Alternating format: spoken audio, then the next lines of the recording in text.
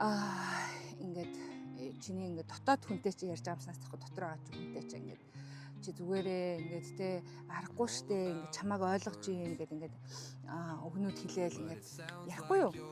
Тэгсэн чинь миний бүр ингээд дотроос ингээд нэг тийм үйлмар санагтаад айгу сонирн болоод ихэлсэн. Тэгээ би бүр ингээд өөрийгөө ойлгохгүй юу болоод байна гэдэг.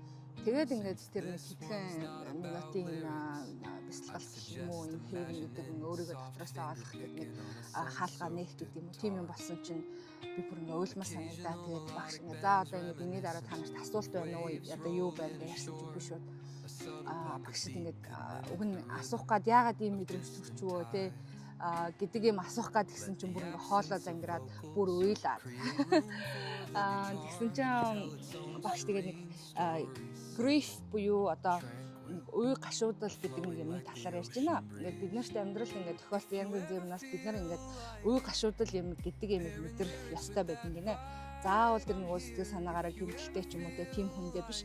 Ингээд амьдралд өдөр алган ингээд өөрчлөлт гарч идэг тийм үү. Өөрчлөлт гарахад хүн тэр гашууддаг гинэ хүний одоо сэтгэл зүрх гэх юм уу тэр юм ингээд тэрэндээ дандаа өөрчлөлт гарах үед дандаа